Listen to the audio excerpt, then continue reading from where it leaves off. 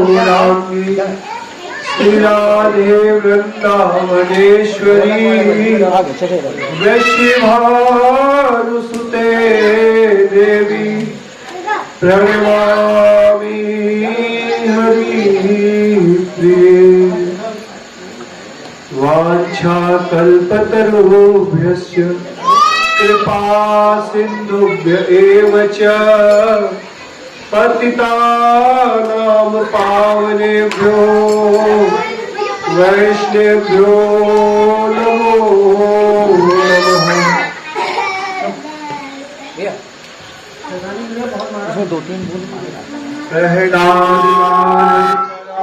सरपुंडरीक व्यासाम्बरीश शुकशौनक भीष्मदानभ्याम् रूपमाङ्गलादिनी एतानहं परं भागवतं नमामि।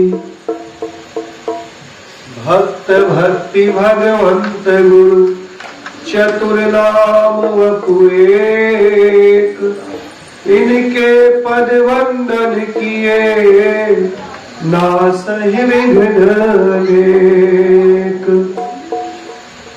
और मंगल आदि विचारि रह वस्तुतः अनूप। मंगल आदि विचारि रह वस्तुतः अनूप। हरिजन को यश गावते हरिजन मंगल रूप। संतन मिल निर्णय कियो श्रुति मति पुराण इतिहास। भजबे को लोई सुघर कहे हरिदास। श्री हरि जुआन विराजी कथा रसिक हरिदास।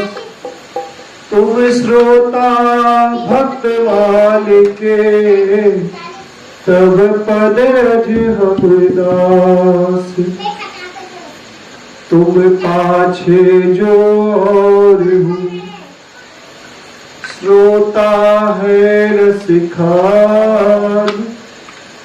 इनके सकल मनोरथ पूर्वहु श्री भगवान। बोलिए वृंदावन बिहारी लाल की, श्री लाडली लाल की, संत सदगुरुदेव भगवान की जय हो।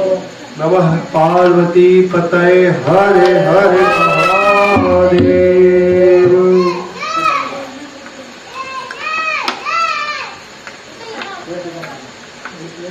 राधे राधे गोविंद राधे राधे राधे गोविंद राधे। जय राधे राधे गोविंद राधे। जय राधे राधे गोविंद राधे। राधे राधे गोविंद राधे राधे राधे गोविंद राधे। जय राधे राधे गोविंद राधे। जय राधे राधे गोविंद राधे। जय राधे राधे गोविंद राधे राधे राधे गोविंद राधे। जय राधे राधे गोविंद राधे। जय राधे राधे गोविंद राधे। जय राधे राधे गोविंद राधे राधे गोविंद राधे। जय राधे राधे गोविंद राधे। जय राधे राधे गोविंद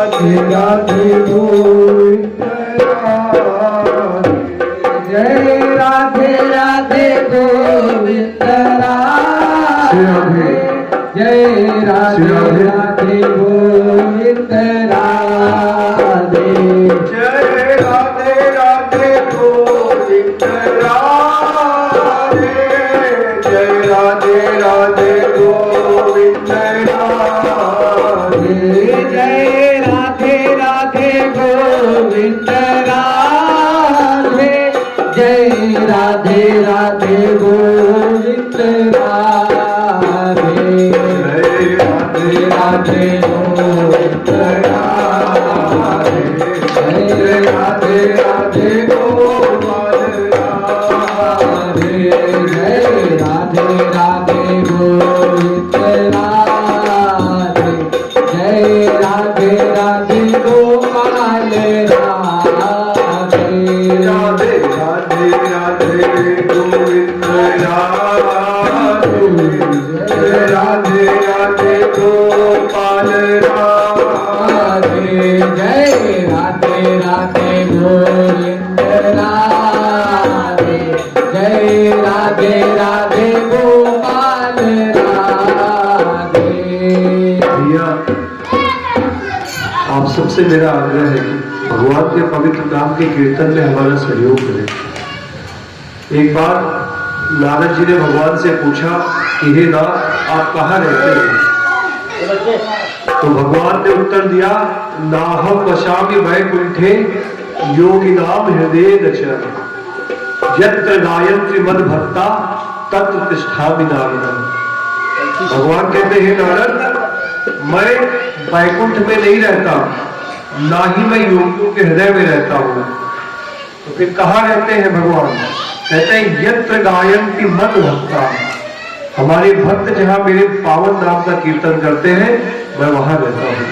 इसमें कंजूसी ना कीजिए, आप सब बोलिए हमारे साथ राधे राधे गोविंद राधे जय राधे राधे गोविंद राधे जय राधे राधे गोविंद राधे जय राधे राधे गोविंद राधे जय राधे राधे गोविंद राधे जय राधे राधे गोविंद राधे जय राधे राधे गोविंद राधे जय राधे राधे गोविंद राधे राधे राधे गोविंद राधे जय राधे राधे गोविंद राधे जय राधे राधे गोविंद राधे जय राधे राधे गोविंद राधे जय राधे राधे गोविंद राधे जय राधे राधे गोविंद राधे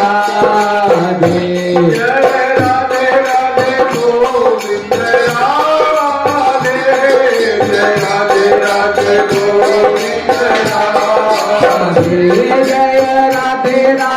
गोविंद राधे जय राधे राधे गोविंद राधे जय राधे राधे गोविंद राधे जय राधे राधे गोविंद राधे जय राधे राधे गोविंद राधे जय राधे राधे गोविंद राधे हरि राधे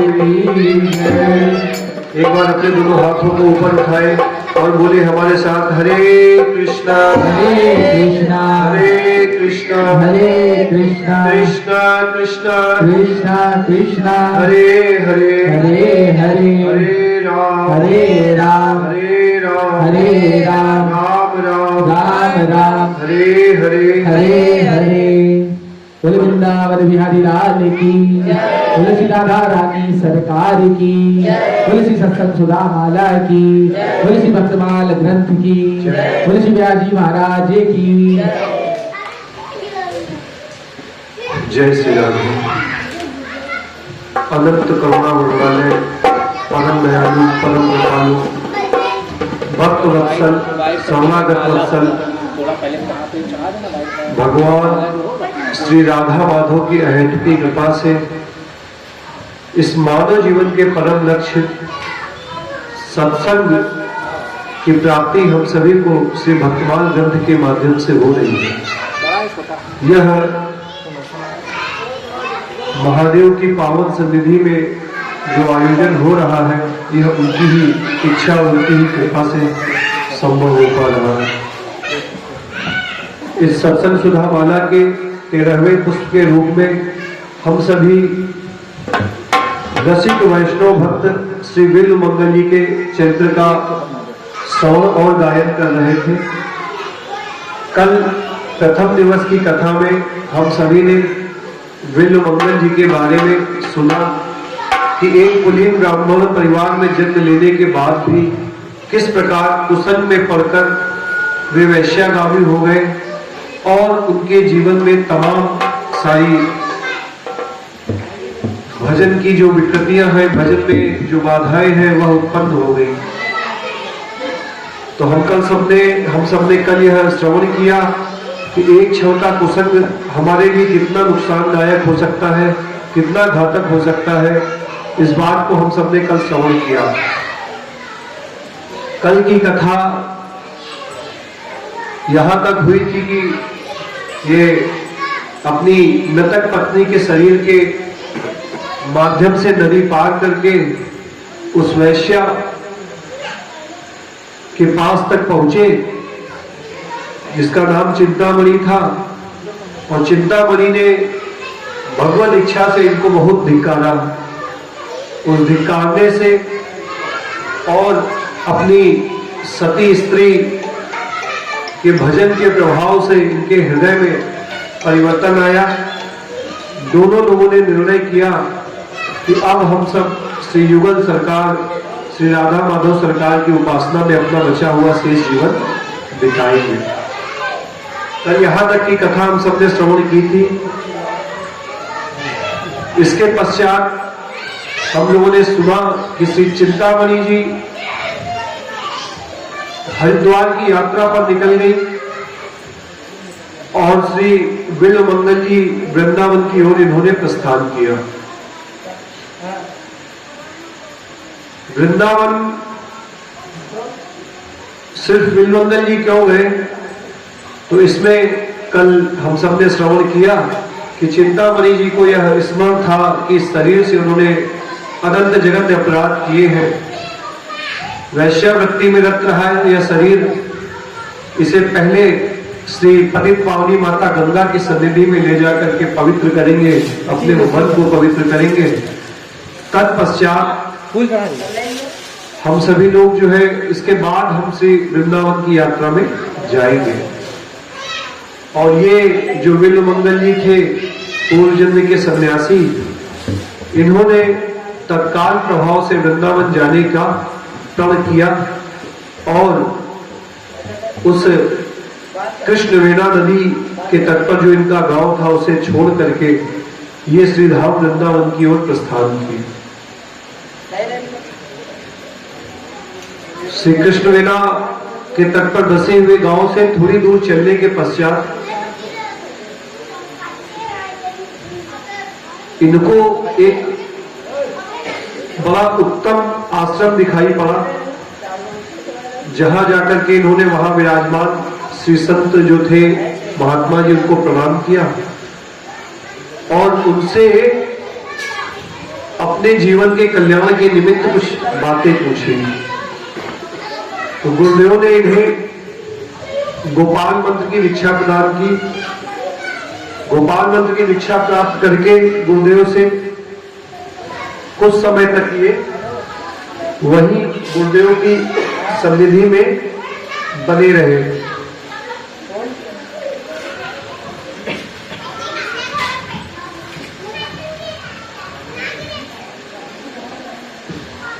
इनके जो गुरुदेव थे उनका नाम था सोमगिरी जी। सोमगिरी जी नामक संत से इन्होंने दीक्षा प्राप्त की और दीक्षा प्राप्त करके वहां पर 1 वर्ष तक यह उनकी सन्निधि में रहे और उनकी सन्निधि में रह करके इन्होंने भजन की पद्धति सीखी पहले कर्मकांड किया करते थे और अब इन्होंने भजन की पद्धति सीखी। भजन की पद्धति क्या है? भगवान का होकर भगवान के पवित्र नाम का जप करना, यह सर्वश्रेष्ठ भजन का मार्ग है। गुरुदेव द्वारा बताए गए मंत्र का यह जप और कीर्तन करने लगे और गुरुदेव की पावन सन्निधि में रह करके ये जो है गुरुदेव से श्रीमद् भागवत महापुराण की कथाओं का श्रवण करने लगे। भागवत महापुराण की पवित्र कथा का श्रवण करने का फल यह हुआ, इनका जो मलिन चित्त था वह अति निर्मल हो गया, वह अति सय पवित्र हो गया और इनका जो है मन अब सदैव श्री युगल सरकार भगवान श्री राधा कृष्ण को ही खोजता रहता। जित देखूं तित श्याममयी है। उस सत्संग के लाभ से, गुरुदेव की कृपा से इनका हृदय अब भगवान की लीलाओं में अनुरक्त हो गया। सदैव सदैव इनका मन श्री भगवान की लीलाओं का चिंतन करने लगा और इन्हें सर्वत्र श्री भगवान ही दिखाई देने लगे। जब संत कृपा करते हैं तो ऐसा संभव हो पाता है। जिनके पास जो वस्तु होती है वही तो वह वस्तु दे सकते हैं। भी कोई व्यक्ति ऐसा है जिसके पास 10 रुपए भी नहीं है और उससे कोई जाए कहे कि भैया हमें 1000, 2000, 5000, 10,000 दे दो, वो दे पाएगा क्या? नहीं दे पाएगा। जिसके पास जो वस्तु होती है वही दे पाएगा। तो ये भगवत प्रेम, भगवत लीलाएं, भगवत अनुराग जो है यह संतों की पूंजी है, संतों के पास रहता है, तो संत ही इसको दे सकते हैं। तो सोमगिरी नामक गुरुदेव की शरण में जब ये रहे तो गुरुदेव की पावन सन्निधि में रह करके भागवत कथा आदि सुनने के परिणाम स्वरूप गुरुदेव ने इनके हृदय में ऊर्जा का संचार किया और इनके हृदय में भगवान की लीलाओं का प्राकट्य होने लगा। जैसी जैसी ये लीला श्रीमद् भागवत महापुराण में सुनते थे, जैसे भगवान की जन्म की लीला, हम सब जानते हैं कि भगवान श्री कृष्ण का जन्म मथुरा में कंस के कारागार में माता देवकी और वसुदेव महाराज के यहाँ हुआ। वहां उसी रात को वसुदेव महाराज द्वारा यमुना पार करके भगवान श्री कृष्ण को गोकुल पहुंचा दिया गया। गोकुल रात मध्य रात्रि भगवान का प्राकट हुआ। हम लोग भगवान श्री कृष्ण का जन्मदिन मनाते हैं ना, तो आधी रात को भगवान प्रकट होते हैं और वो उनको ले जाकर के वसुदेव महाराज जो है नंद बाबा के यहाँ छोड़ देते हैं। तो ये सारी लीलाएं वो सुन रहे हैं। इन लीलाओं के क्रम में वो सुनते हैं कि छठे दिन, जिस दिन भगवान की छठी थी, उस दिन भगवान का स्वागत करने के लिए कौन आया था? कोई बताएगा? उस दिन पूतना आई और पूतना ने अपने स्तनों पे विष लगा करके उन्हें भगवान को पिला करके भगवान का वध करने का प्रयास किया।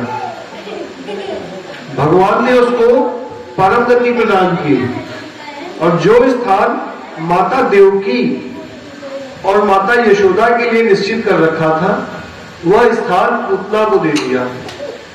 आप बताइए संसार में ऐसा कौन है कि हमें मारने की नियत से आए और हम उसको अपनी माता का स्थान दे दें, उसको माता जैसा सम्मान दे दें? ऐसी परम दयालु अकारण करुणा वरुणालय सिर्फ भगवान श्री कृष्ण ही हो सकते हैं, भगवान श्री राम ही हो सकते। इनकी ऐसी दिव्य और दिव्य लीलाएं श्री बिल्व मंगल जी ने सुनी।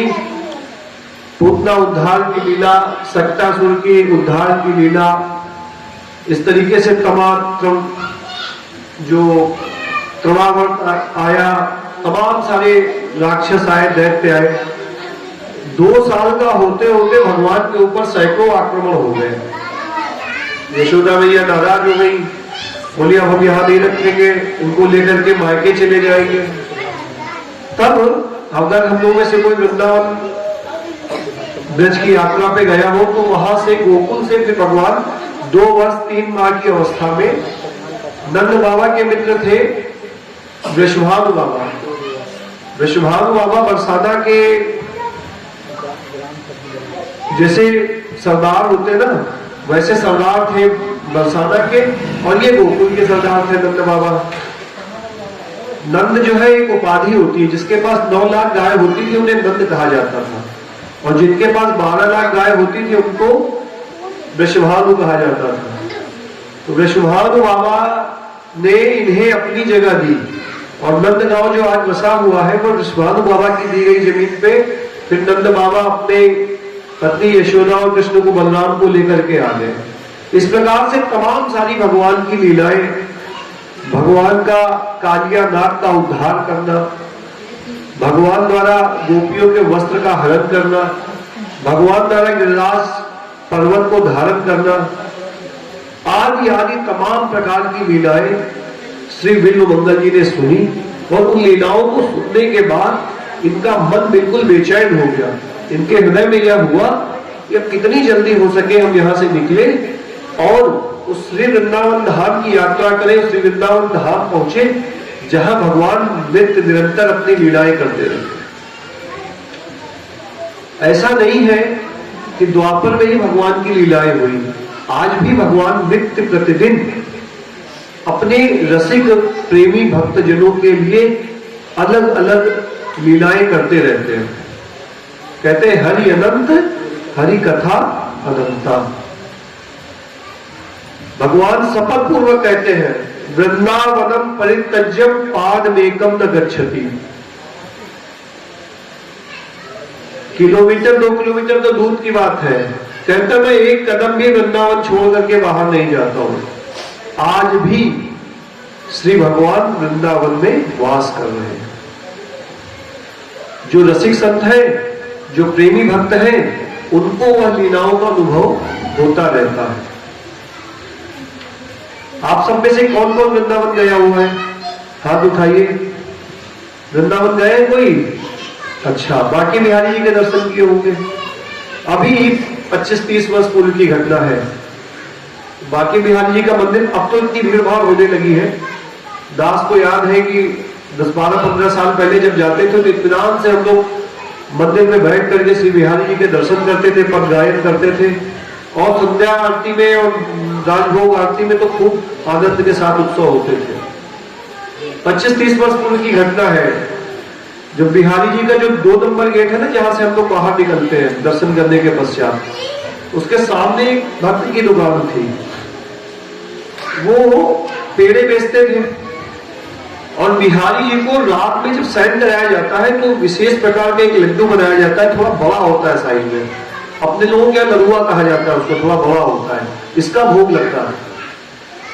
तो ब्रजवासी बाबा जो थे, जिनकी वो दुकान थी पेड़ों की, उनके हृदय में बड़ी इच्छा होती, वो रोज लड्डू बना करके रखते, 4 लड्डू प्रतिदिन बनाते हैं, और उनके हृदय में इच्छा होती कि कभी ये बिहारी जी हमारे हाथ का भी बना हुआ लड्डू प्राप्त करें, इसको आरोग्य पाए। एक दिन की घटना है कि उन्होंने लड्डू बना करके रखा, शाम का समय, और संयोग से रात में जब शयन कराया जाता है बिहारी जी को, पितृ की मालिश की जाती है, लड्डू का भोग लगाया जाता है, और फिर उन्हें उनके आसन पे पधरा करके मंदिर का पट बंद कर दिया जाता है। लाइट चली गई, और उस हड़बड़ाहट में पुजारी जो वहां के गोस्वामी बनकर है, वो लड्डू का भोग लगाना भूल गए। लड्डू का भोग लगाए बिना ही उन्होंने पट लगा दिया, पर्दा लगा दिया, और जो है वो शयन करा दिया ठाकुर जी को। अब चूंकि रात का समय था, धीरे धीरे वृंदावन में 20-25 साल 30 साल पहले इतना भीड़ भाड़ नहीं हुआ करती थी, सन्नाटा हो जाता था शाम को। तो इधर ये जो है बाबा भी अपनी दुकान बंद करके जाने का प्रकल्प कर रहे थे। ठाकुर जी एक छोटे से बालक का रूप बना करके आए, और बाबा के पास आकर के बोले, बाबा लड्डू दे दे। बाबा ने कहा, भैया लड्डू नहीं, पेड़े ले लो। हम पेड़े की दुकान में पेड़े रखते हैं, लड्डू नहीं है हमारे पास। बोले नहीं नहीं, वो लड्डू जो तुम 4 लड्डू बना के रखते हो वो हमको दे दो। बाबा को लगा कि कोई गोसाई का बच्चा है, भूखा होगा, आ गया लड्डू मांग रहा है, उन्होंने लड्डू दे दिए। ठाकुर जी बोले तू क्या सोचे, मैं यहाँ सेठ मेट में ले जाऊंगा का, मैं आपको मोल चुकाऊंगा। मतलब कि आप क्या समझते हो मैं इसको फ्री में ले जाऊंगा, मुफ्त में ले जाऊंगा? नहीं, मैं इसका मोल चुकाऊंगा। और भगवान ने अपने दाहिने हाथ से कंगन उतारा और ऐसे दुकान में फेंक दिया। अब बाबा की अवस्था ज्यादा थी, लाइट आ भी नहीं थी, थोड़ा अंधेरा सा लग रहा था, उनको लगा जाने क्या फेंक करके चला गया, और उन्होंने अपनी दुकान का शटर गिराया, दुकान बंद की और चले गए। प्रातः काल जब मंदिर खुला तो मंदिर में हड़कंप मचा हुआ है। बिहारी जी के हाथ का कंगन गायब है, बिहारी जी के हाथ का कंगन गायब है। अब वो जो पुजारी जिसने सेवा रात को की थी उसकी जान सकते में आ गई। ऐसा ना हो मेरे ऊपर चोरी का इल्जाम लग जाए। बिहारी जी के हाथ का जड़ाऊ कंगन, सोने का कंगन पहनते हैं बिहारी जी हाथ में। बड़ा परेशान, बात चारों तरफ फैल गई। अब ये बाबा आए सुबह 9 बजे, बिहारी जी का मंदिर 8:30 बजे खुलता है। बिहारी जी की मंगला आरती नहीं होती है। वहां गोसाइयों का वह मानना है, भक्तों का, कि ठाकुर जी रात को रासलीला में जाते हैं तो रात देर से लौटते हैं, 2 बजे 3 बजे लौटते ही है, तो सुबह वहां 4-4:30 बजे वाली मंगला आरती बाकी मंदिरों में होती है, बिहारी जी की नहीं होती है। तो इसलिए बिहारी जी का मंदिर सुबह देर से खुलता है, श्रृंगार आरती के समय खुलता है। तो बाबा जब अपनी दुकान खोल रहे तो और भी लोग आ गए दुकान पे, वो हल्ला मचा हुआ है कि भाई बिहारी जी का कंगन खो गया, बिहारी जी कंगन खो गया। इन्होंने अपने दुकान को सामान सेट किया और झाड़ू लगा रहे। झाड़ू लगाते समय खट करके आवाज हुई, खंड करके वो कंगन गिरा। लोगों ने देखा, अरे ये तो बिहारी जी के हाथ का कंगन है। तब बाबा को होश आया, अरे रात बिहारी जी आए। तब वो जो पुजारी था ना, उसने बताया कि मैं लड्डू का भोग लगाना भूल गया था, इसलिए बिहारी जी लड्डू खाए। तो नित्य लीला ठाकुर जी की आज भी हो रही है भैया, हमें आपको विश्वास करने की आवश्यकता है। तो ये जब इन्होंने अपने गुरुदेव सोमगिरी के माध्यम से श्री भागवत महापुराण की अनंत रसमयी लीलाओं का श्रवण किया तो बिल्व मंगल जी के हृदय में तीव्र अनुराग उत्पन्न हुआ और ये अब वृंदावन जाने के लिए व्याकुल हो गए।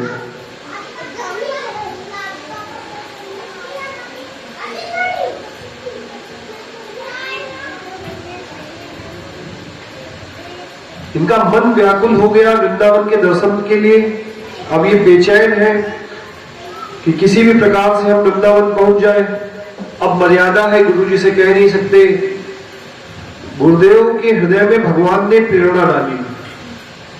उनके मन की व्याकुलता देख करके गुरुदेव ने इनके जो है भगवान ने इनके गुरुदेव के मन में प्रेरणा डाली और ये दिन रात बेचैन। एक पद है, गाने का प्रयास करते हैं।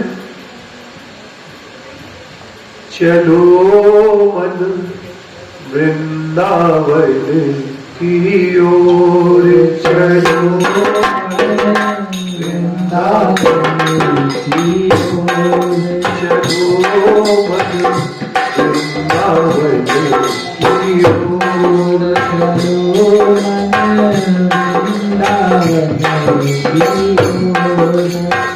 वृंदावन की ओर, चलो मन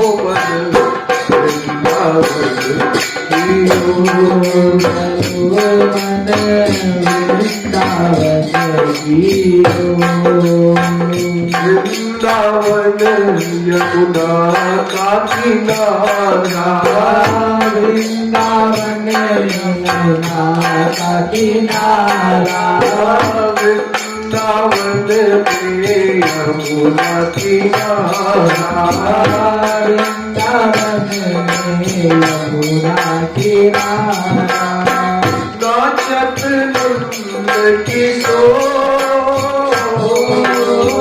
नाचत नंद किशोर,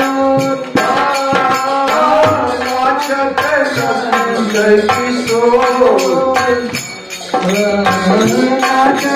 नंद किशोर, नाचत नंद किशोर,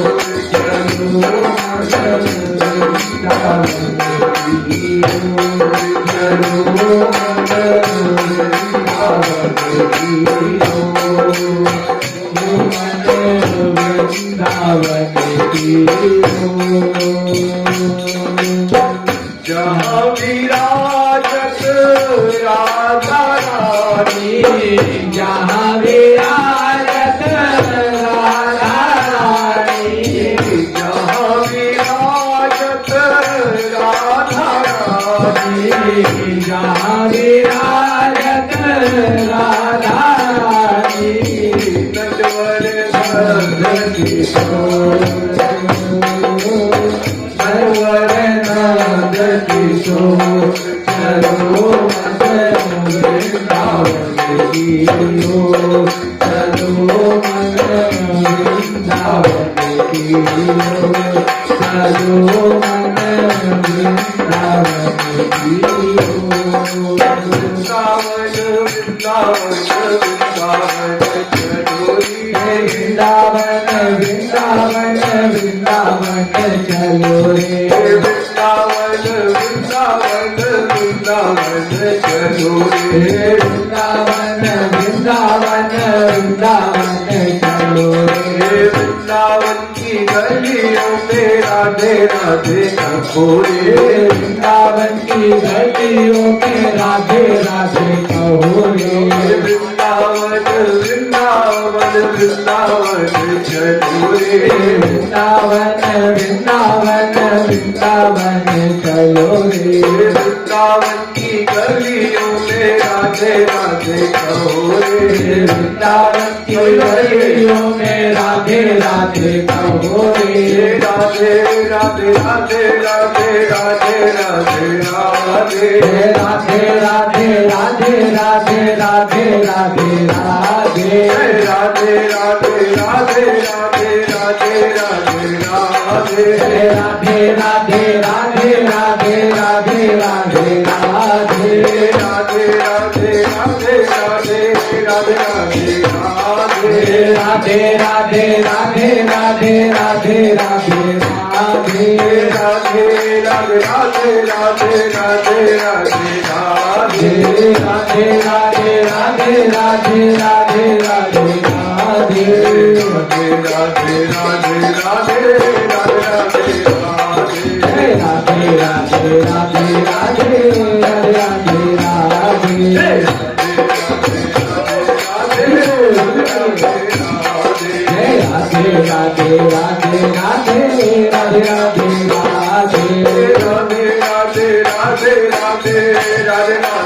राधे राधे राधे राधे राधे राधे राधे, राधे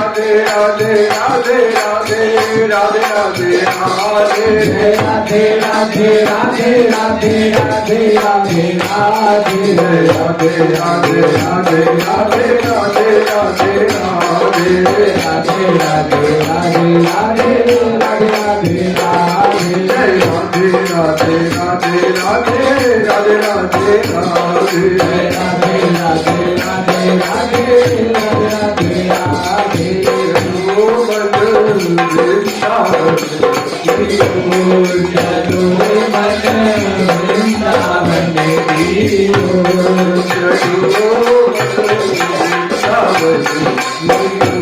चलो मन वृंदावन की ओर। वृंदावन धाम की जय, बांके बिहारी लाल की जय, राधा वल्लभ लाल की जय, राधा रमण लाल की जय, राधा दामोदर भगवान की जय, गोपेश्वर महादेव की जय, यमुना महारानी की जय, आई गौर प्रेमानंदे। हरि हरि बोल। अब इनका मन बड़ा बेचैन हो रहा है और इनसे कह रहा है कि वृंदावन की ओर चलो। कथा श्रवण का यह लाभ होता है कि हमारे कथा श्रवण करने से हमारे चित्त में ठाकुर जी के प्रति, किशोर जी के प्रति, उनके परम प्रिय भक्तों के प्रति, उनके धाम के प्रति अनुराग हो जाता है। क्यों? क्योंकि भगवान का नाम, भगवान का धाम, भगवान के जन, इनमें कोई भेद नहीं है। जो सामर्थ्य श्री भगवान में है वही सामर्थ्य भगवान के नाम में है, वही सामर्थ्य भगवान के धाम में है, और वही सामर्थ्य भगवान के प्राण प्यारे भक्तों में है। अब इनका मन अत्यंत व्याकुल हो रहा है और ये वृंदावन धाम जाने के लिए एकदम बिल्कुल बेचैन हो रहे हैं। इनके मन की समझ करके गुरुदेव ने इनको आज्ञा करी, आप वृंदावन की ओर प्रस्थान कीजिए और ये वृंदावन की तरफ चले। चल तो दिए, थोड़ी दूर की यात्रा हुई थी कि वहां एक इनको बड़ा रमणीक स्थान मिला। केरल बहुत दूर है, केरल से वृंदावन की दूरी काफी है, हमें लगता है लगभग 2000 किलोमीटर के आसपास दूरी होगी। तो वहां से चले तो एक यात्रा के मध्य में एक बड़ा रमणीक स्थान इनको दिखा। उस रमणीक स्थान पे एक सरोवर का किनारे इन्होंने सघन मन कुंज थी, वहां ये इनका मन जो है कुछ दिन के लिए लग गया और ये वहां रुक गए। और चूंकि यहां गुरुदेव से कृपा प्राप्त करके चले थे तो विरक्त वेश ले लिया था, गले में कंठी, मस्तक पे तुलसी और हाथ में जपमाला है। आ गए उस सरोवर के तट पर, अपना आसन लगा दिया और वहां भजन आदि में अपने रत हो गए। ऐसे करके कुछ समय इनका बीत गया और ये अब जो है संसार की तरफ से थोड़ा अपने आप को विरक्त मानने लगे, वैरागी मानने लगे। अब जब देखिए ठाकुर जी किसी को स्वीकार करते हैं ना तो बहुत ठोक बजा करके स्वीकार करते हैं। हम लोग भी अगर कोई घड़ा लेने जाए या कोई वस्तु लेने जाए तो उसको कई बार परखते हैं। भगवान कहते हैं कि मैं जिस भक्त को स्वीकार करता हूं उसका योगक्षेम वहन करता हूं, योगक्षेमम वहाम्यहम्। अब पूरे जीवन का ठेका भगवान को लेना है तो भगवान भी तो थोड़ा ठोक विचार करके देखेंगे ना कि ये हमारे सानिध्य में आने लायक है कि नहीं, हमको प्राप्त करने लायक है कि नहीं। और ये जब वहां से निकले, इनका विरक्त वेश संवत 1400 ईस्वी की बात है, आज से लगभग जो है 600-650 वर्ष पूर्व की बात है। तो उस समय वेशधारी संत महापुरुषों के प्रति लोगों के हृदय में आदर रहता था, आज के जैसा नहीं था। जैसा आज है साधुओं का सम्मान, संतों का सम्मान, वैष्णवों का सम्मान, ब्राह्मणों का सम्मान अब समाज में उस स्तर पे नहीं रह गया। और उसका बहुत बड़ा कारण यह है कि जो आज समाज का इतना ह्रास हो रहा है, समाज पतन की तरफ अग्रसर हो रहा है। एक बड़े षड्यंत्र के तहत संतों से हमको काटा जा रहा है। क्यों? हमें सही और गलत बताने वाले कौन? हमको सही गलत की पहचान कौन कराएगा? संत कराएंगे ना, महात्मा कराएंगे। और जब हमको यह बताने वाला नहीं होगा तो हमको बहला के, हमको बहला के, हमको फुसला करके हमारा पतन कराने में विधर्मियों को बड़ी सहायता हो जाएगी। भारतवर्ष का यह दुर्भाग्य है कि जो भारतवर्ष संपूर्ण विश्व को ज्ञान दिखाता है, यहाँ की भोली भाली जनता को बाहर के आए हुए लोग बहला फुसला करके उनका धर्म परिवर्तन करा दे रहे हैं। अहिलेलुया अहिलेलुया अहिलेलुया करके लोगों को बरगला फुसला करके कि मैं तुमको ये कर दूंगा, तुमको वो कर दूंगा, तुम्हें सही कर दूंगा। कितनी विलक्षण बात है। आप देखिए, कोरोना बीमारी जब यहाँ भारत में आई थी तो सबसे ज्यादा मौतें कहाँ हुई थी? सबसे ज्यादा मौतें इटली और अमेरिका जैसे देशों में हुई थी, जहां ईसाई धर्म का सबसे ज्यादा बोलबाला है, ईसाई धर्म को मानने वाले सबसे ज्यादा लोग हैं। उन ईसाइयों ने वहां पे हालेलुया करके लोगों को ठीक नहीं किया। वो यहाँ भारत में आकर के भोले भाले लोगों को बरगलाते फुसलाते हैं, उनको ठीक करने का षड्यंत्र करते हैं कि हम उनको ठीक कर देंगे। अब आप अभी मोबाइल उठा करके देखिए, वीडियो भरे पड़े हैं। बहुत अच्छे अच्छे कलाकार जो जॉनी लीवर जैसे कलाकार उनका प्रचार करते हैं। मैंने एक जगह देखने का अवसर मुझे मिला, वो सभा बैठी हुई थी, एक लड़की को चढ़ाया गया, बोलती है मेरे कान दोनों सुनाई नहीं देता है। तो वो आते हैं, हालेलुया, वो कहते हैं मुझे सुनाई देने लगा। ऐसा षड्यंत्र करते हैं। ईसाइयों की सबसे बड़ी चर्च कहाँ है पता है आप लोगों को? Vatican city. जैसे मुसलमान धर्म का मक्का मदीना है पवित्र स्थान, वैसे ईसाइयों का सबसे पवित्र स्थान है वेटिकन सिटी। वहां के जो चर्च के पोप होते हैं वो पूरे विश्व के ईसाइयों के प्रधान माने जाते हैं। आप अभी, उनकी तो मृत्यु हो गई अभी कुछ समय पूर्व, मैं उनका अपमान नहीं कर रहा हूं, मैं बताने का प्रयास कर रहा हूं आप लोगों को। इस व्यासपीठ की जिम्मेदारी है इस सही और गलत बताया जाए समाज को। इसके पहले के जो पोप थे ना, उनको 4 लोग पकड़ के तब उठाते थे, वो व्हील चेयर पे चलते थे भैया, अपने पैरों पे खड़े भी नहीं हो पाते थे। और उनको, उनके लोग यहां भारतवर्ष में भोली भाली जनता को, गरीब जनता को थोड़ा बहुत लालच दे करके ठीक करने का दावा करते हैं।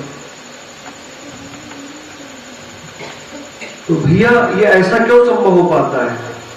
क्योंकि हम अपने शास्त्र से दूर हो गए हैं, हम संत से दूर हो गए हैं, हम अपने धाम से दूर हो गए, हम अपने तीर्थों से दूर हो गए। समय निकाल करके वर्ष में एक यात्रा तीर्थ की जरूर करनी चाहिए। अगर हमारे पास सामर्थ्य कम है, हम ज्यादा पैसा नहीं खर्चा कर सकते हैं, जनरल का टिकट खरीदिए, जाइए यात्रा करने के लिए।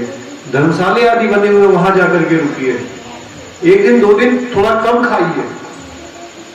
विडंबना देखिए, लोग वृंदावन जाते तो वहां एसी के रूम ढूंढते हैं, एसी वाला कमरा चाहिए, अटैच बाथरूम चाहिए, ठंडक में गीजर लगा होना चाहिए। अरे तीर्थ करने आए हो या घूमने के लिए आए हो?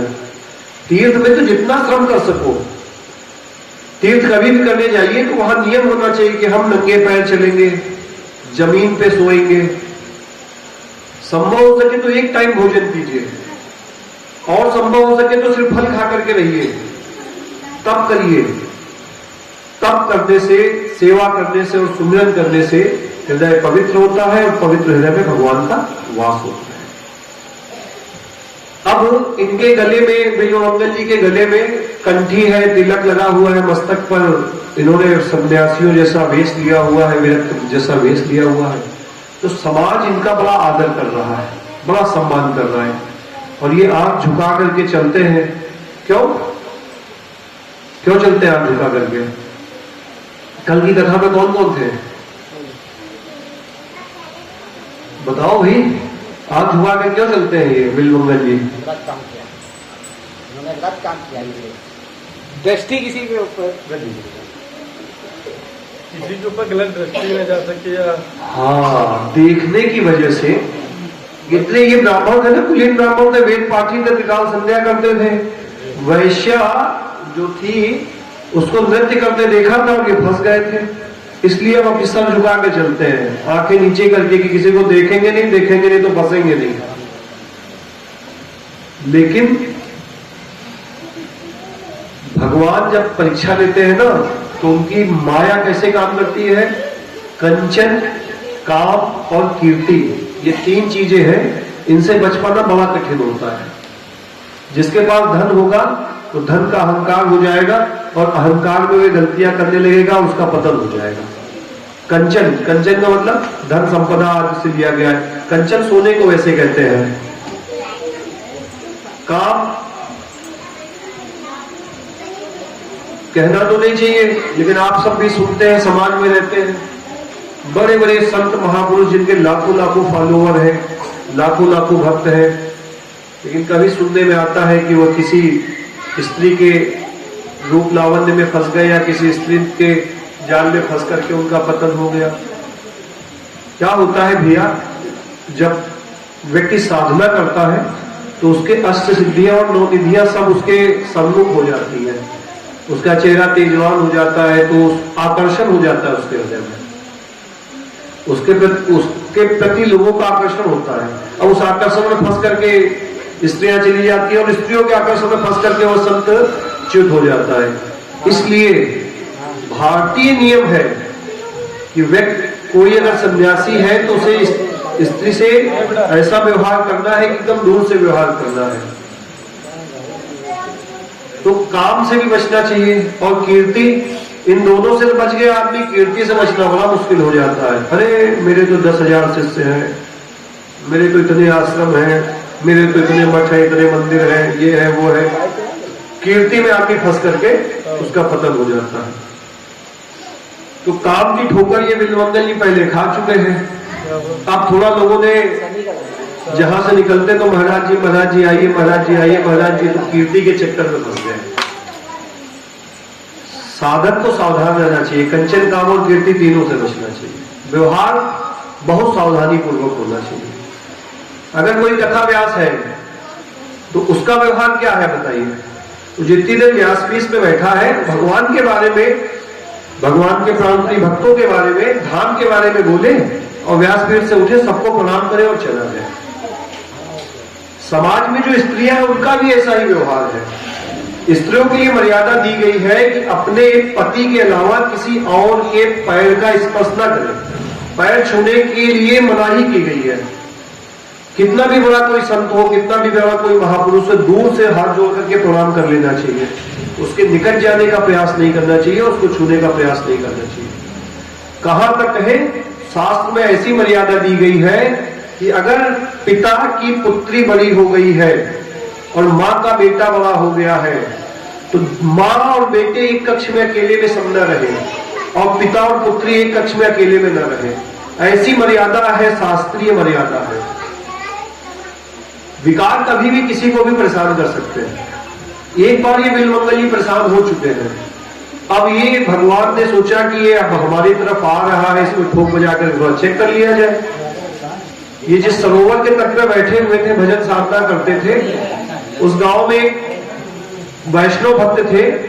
उस वैष्णव भक्त की एक स्त्री थी, बड़ी सुंदर थी। वो स्नान करने के लिए सरोवर पे आई और ये तो बैठे ध्यान लगा करके। इनके साथ भी वही हो गया जो कल की कथा में हम लोगों ने सौभरी मुनि के साथ सुना था। स्त्री आई, सावधान थे, लेकिन निगाह पड़ गई उसके ऊपर। निगाह पड़ी तो उसके रूप और श्रृंगार को देख करके एकदम इनका मन फिर बेचैन हो गया, हृदय जलने लगा। अब ये नहीं कर रहे हैं, भगवान इनसे करा रहे हैं कि परीक्षा हो रही है। वह स्त्री जो है स्नान के बाद चली तो ये भूल गए कि मैं विरक्त वेशधारी हूं, मेरे मस्तक पर तिलक है, मेरे गले में कंठी है, मैंने वैरागियों वाला जीवन अपनाया हुआ है। वो स्त्री के पीछे पीछे चल रही है। स्त्री अपने घर पहुंची और वो देख रही है ये पीछे पीछे आ रहे हैं। वो अपने घर पहुंची, घर के अंदर प्रवेश कर गई। ये गेट पे वहीं बाहर खड़े हो गए। कुछ समय बाद उस स्त्री का पति आ गया। उसने देखा कि बाहर एक महात्मा जी खड़े हैं। उसको क्या पता कि महात्मा जी का मन मलिन हुआ है। उसको लगा कि बाहर महात्मा जी खड़े हो। घर के अंदर आया, अपनी स्त्री को बोला, आप क्या कर रही हो? घर के बाहर एक महापुरुष खड़े हैं और आपने उनको भिक्षा नहीं कराई, उनको भोजन नहीं कराया, कुछ दान दक्षिणा नहीं दी, वे बाहर खड़े हुए हैं। तो स्त्री ने, वह पतिव्रता स्त्री थी, उसने पूरी बात अक्षरशः सब बताई कि मैं स्नान करने गई थी, ये महात्मा जी वहां बैठ के भजन कर रहे थे, ये वहां से मेरे पीछे पीछे आ गए हैं और ये बाहर काफी देर से खड़े। वह वैष्णव बड़ा धर्मनिष्ठ था। उसके हृदय में भगवान के भक्तों के प्रति बड़ी निष्ठा थी। तो वो कहा अच्छा ठीक है। वो गया, इनको युवा लाया, अंदर लाया, महाराज जी बैठिए, क्या सेवा करूं? अब ये कुछ बोल नहीं रहे हैं। वो अंदर आया, अपनी स्त्री से कहा कि देखो यह महात्मा है, ये आए हैं अपने घर में, इनकी जैसे बन पड़े वैसी सेवा करो। स्त्री ने मना किया कि नहीं, मैं इनके यहाँ समक्ष नहीं जाऊंगी, इनकी नियत अच्छी नहीं लग रही है, मुझे गंदी लग रही है। और वैष्णव का घर था, छोटा घर था, बाहर के कमरे में ये बैठे, अंदर के कमरे में पति पत्नी बैठे हुए हैं। पति समझा रहा है कि देखो मर्यादा यह कहती है कि अगर कोई वेशधारी महात्मा अपने दरवाजे पे आ गया है तो हमें उसकी यथा संभव सेवा करनी चाहिए। यह धर्म कहता है, शास्त्र कहता है। आप सबको श्री रामायण का प्रसंग याद होगा कि जब पंचवटी में सीता माता थी, लक्ष्मण जी और हनुमान जी, और वहां पे मारीच सोने का हिरण बन करके आ गया, उसके पीछे पीछे राम उसका चले गए और वहां पे उसने राम जैसी आवाज, भगवान राम जैसी आवाज निकाली, हे लक्ष्मण हे सीता, हे लक्ष्मण हे सीता। तो लक्ष्मण जी को माता सीता ने भेज दिया और लक्ष्मण जी ने एक लक्ष्मण रेखा खींच दी। रावण ने उस लक्ष्मण रेखा को पार करने का प्रयास किया लेकिन वो नहीं जा पाया अंदर। तो उसने साधु का वेश बनाया और साधु का वेश बना करके उस लक्ष्मण रेखा के बाहर खड़ा हो गया। माता सीता आई। अब यह मर्यादा है, शास्त्रीय मर्यादा है कि अगर अपने दरवाजे पे कोई संत महापुरुष आ जाए तो हमारी जो सामर्थ्य बने, एक लोटा जल की सामर्थ्य बने, एक गिलास जल की सामर्थ्य बने, कुछ फल फूल की सामर्थ्य बने, कुछ रोटी की बने, कुछ दान दक्षिणा की बने, तो हमें उनकी सेवा करनी चाहिए। माता सीता लेकर के गई। उसने कहा बाहर आकर के भिक्षा दीजिए। माता सीता ने मना किया लेकिन वह वेशधारी था, उसके वेश का सम्मान करते हुए माता सीता बाहर निकल के आ गई। साधु वेश का सम्मान किया माता सीता ने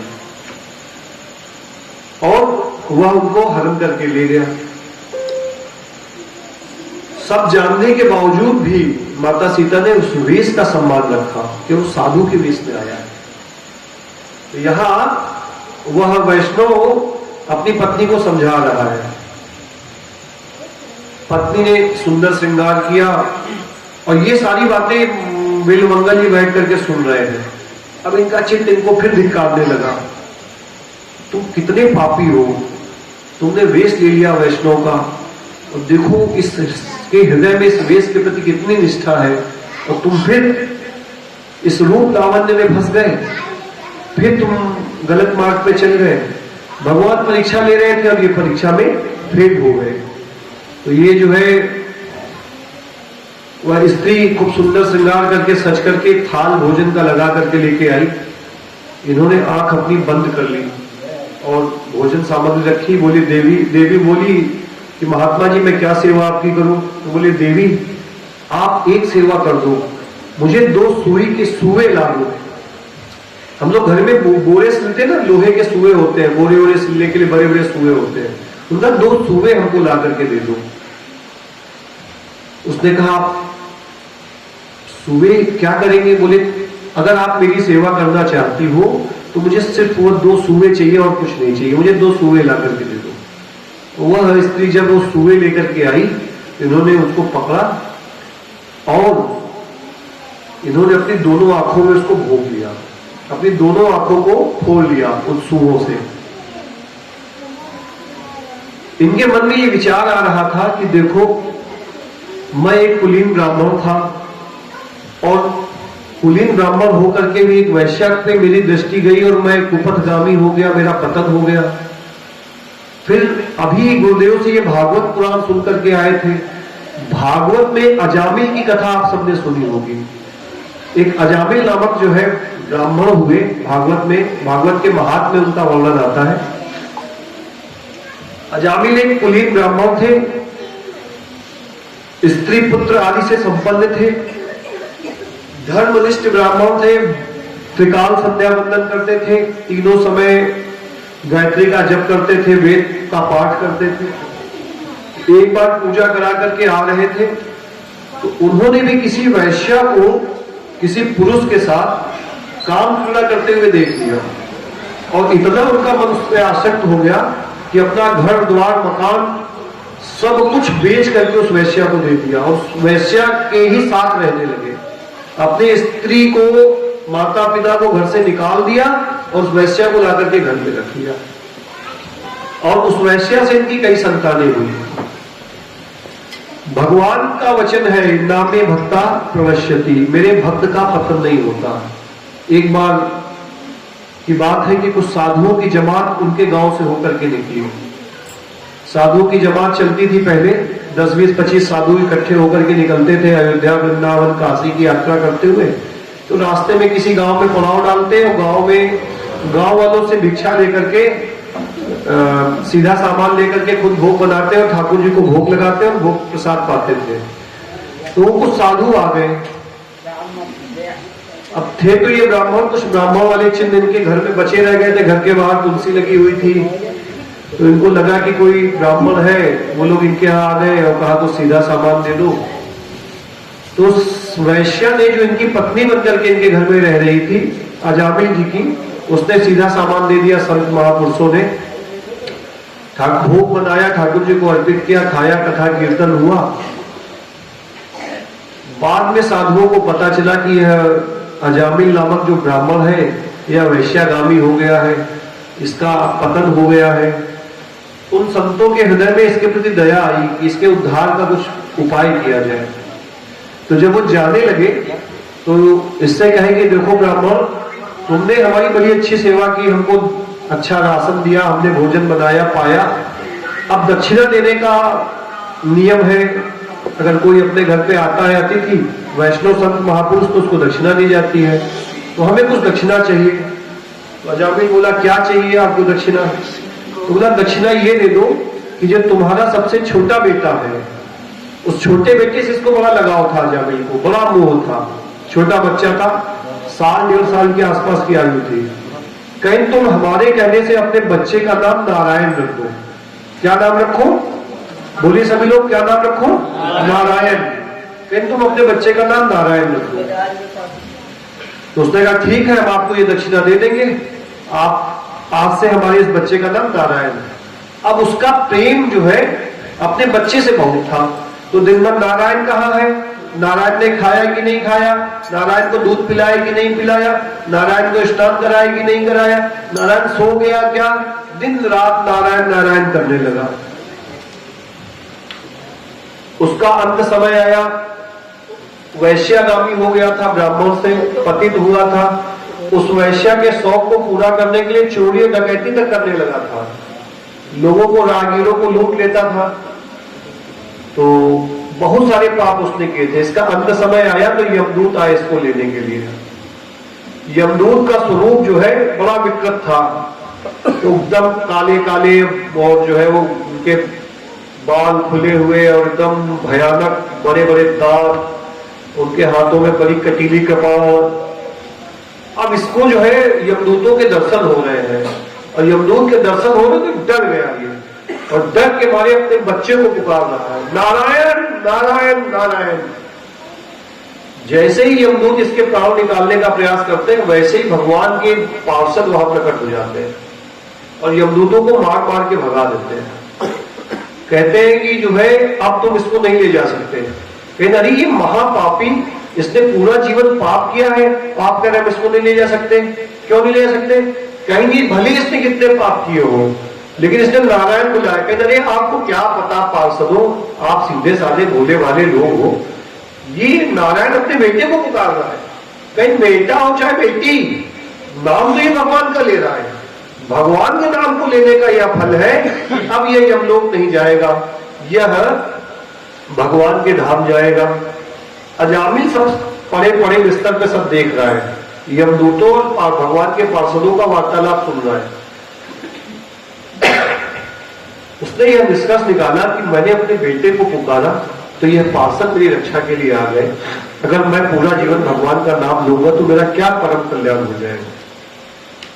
तो उसने निश्चय किया कि आज से अपनी सभी बुराइयों को छोड़ करके भगवान के पवित्र नाम का आश्रय लेकर के भगवान के नाम का जप करूंगा। हम सभी को भी यह निश्चय करना चाहिए। माताओं को और पुरुषों को यह ध्यान रखना चाहिए कि अगर घर में कोई छोटी संतान है तो उसका नाम भगवान के नाम पे रखें। आजकल जो ये फैशन चिंटू पिंटू मिंटू चल गया है टीवी देख करके, ये नहीं रखे, भगवान के नाम पे रखे। राम कृष्ण गोविंद हरि गोपाल माधव केशव नारायण, इस तरीके के नाम रखे। अभी आप पीछे उठा के देखिए, जो पीढ़ी यहाँ बैठी है, हम लोग के जो माता पिता थे उनके नाम सब भगवान के नाम पे ही हुआ करते थे। अभी ये कुसंग के प्रभाव में आकर के, विधर्मियों के संग में आकर के हम लोग अपने बच्चों का नाम उल्टा पलटा रखने लगे। तो हम सभी को चाहिए कि अपने अपने बच्चों का नाम भगवान के नाम पे रखें। तो ये विल्व मंगल जी को बात याद आई कि इन आंखों से गलत देखने की वजह से मैं एक बार गिरा, दोबारा फिर मैं गिरने जा रहा था। तो उन्होंने अपनी दोनों आंखों को फोड़ लिया। अब तो हाहाकार मच गया, वह स्त्री रोने लगी, महात्मा जी आपने ये क्या कर लिया। उसकी आवाज सुनकर के उसका पति आ गया, अरे महात्मा जी आपने ये क्या कर लिया, बड़ा भारी हमसे अपराध हो गया, आपने हमारे घर में अपनी आंखों को फोड़ लिया। भैया आपने जो सेवा हमारी करी वह किसी और ने नहीं करी। इन आंखों से मैंने बहुत कुसंग किया, अब इन आंखों से सिर्फ हरि को देखना है। तो उन्होंने कहा ठीक है महात्मा जी, अब आपने अपनी आंखें तो फोड़ ही ली, ऐसा कीजिए अब आप यहीं रह जाइए, आपका जब तक जीवन है तब तक हम पति पत्नी आपकी सेवा करेंगे, आपका भोजन आपके भजन में सहायता करेंगे। करें नहीं नहीं, अब हम यहाँ एक पल नहीं रुकेंगे और अब हम तत्काल वृंदावन जाएंगे और आप हमें ऐसा कीजिए कि हमारा हाथ पकड़ के हमें वृंदावन के रास्ते पे पहुंचा दीजिए। संत की आज्ञा थी, कुछ थोड़ा बहुत औषधि उपचार करके उन्होंने जो है वैष्णव जो भक्त थे विल्व मंगल जी का हाथ पकड़ करके वृंदावन के मार्ग पे इनको कर दिया और अब ये वृंदावन की तरफ बढ़ गए।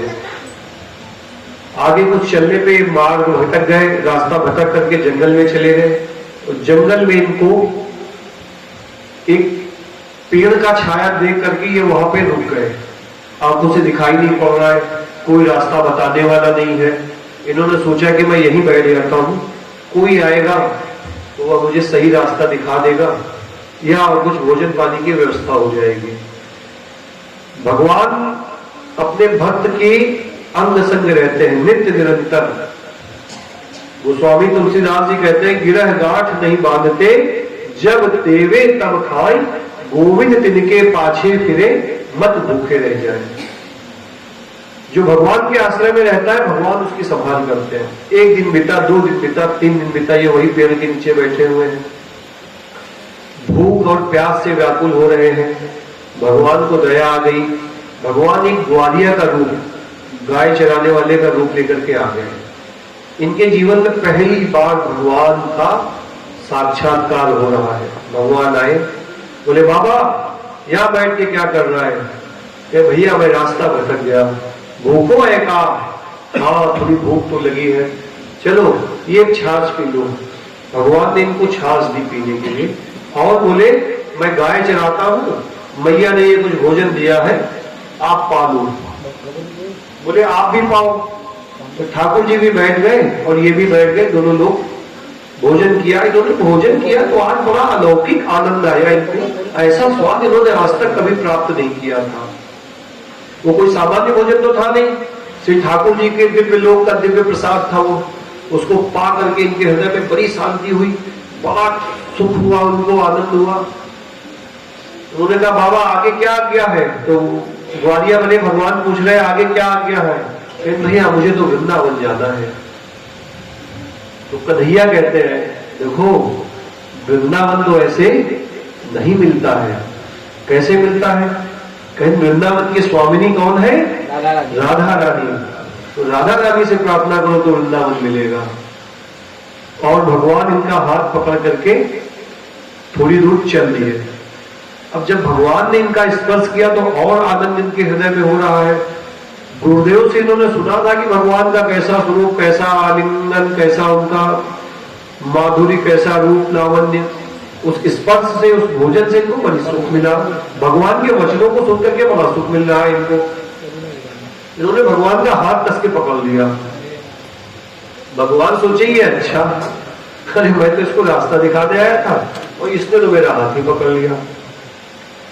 समाज में आप सब जानते होंगे जिनके दिव्यांग जो होते हैं, जिनके किसी अंग में कोई प्रॉब्लम होती है, उनकी पकड़ बड़ी मजबूत होती है, ताकत बहुत होती है उनके अंदर।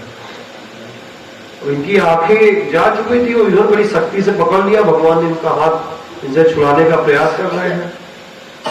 तो भगवान को एक कहानी याद आ गई, तो भगवान हंसने लगे। तो कहानी एक याद आ गई। एक नगर का एक सेठ था, वो अपनी पत्नी को बैलगाड़ी पे बैठा करके लेकर के जा रहा था। तो बैलगाड़ी जा रही तो उसकी पत्नी, स्त्रियां जो होती है थोड़ा कोमल हृदय की होती हैं, उनके हृदय में जल्दी दया आ जाती है। पुरुष कठोर हृदय के होते हैं। उन्होंने देखा कि मार्ग के किनारे एक अंधा बैठा हुआ है। तो उन्होंने कहा कि देखिए ये अंधा बैठा हुआ है, इसको बैठा लीजिए गाड़ी में, आगे छोड़ दीजिएगा जहां इसको जाना हो। तो सेठ जी बोले देखो तुम्हें पता नहीं, ये जो दिव्यांग लोग होते हैं इनका हिसाब किताब तुम समझती नहीं, थोड़ा टेढ़े ही होते हैं ये। कह रहे कोई बात नहीं, जैसे भी है हमारा कर्तव्य बनता है कि इनको रास्ते में बैठा के छोड़ दिया जाए।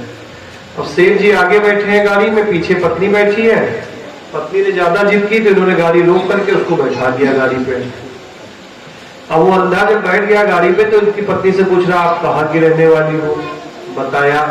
फिर आपका मायका कहाँ है, आपका ससुराल कहाँ है, आपके माता का क्या नाम, आपके पिता का क्या नाम, वो सारी बातें पूछता गया। धीरे धीरे धीरे धीरे सब उसने इनकी खो ले ली, जितनी जानकारी आवश्यकता थी उस सब उसने पूछ लिया। अब जब रास्ता खत्म हुआ, एक नगर में पहुंचे तो सेठ जी ने गाड़ी रोक दी।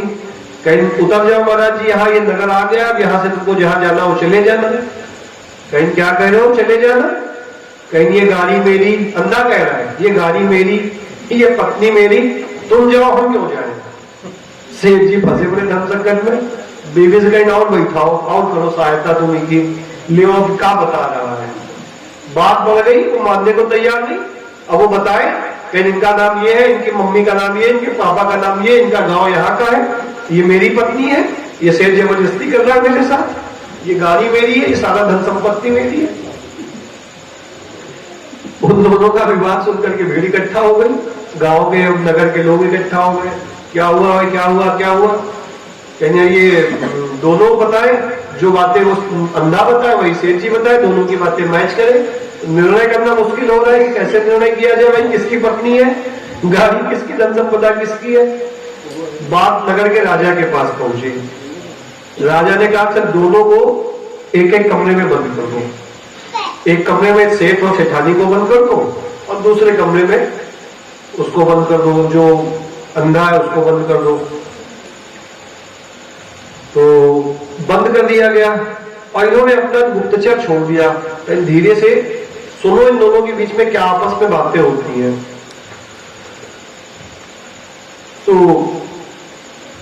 जो सेठ जी है वो तो पत्नी को डांटने लगे जैसे ये कान पाया, और लोग करो दया मना कर रहे थे ना, अब पड़ गई मुसीबत में, अब बताओ कैसे इसे छुटकारा मिले।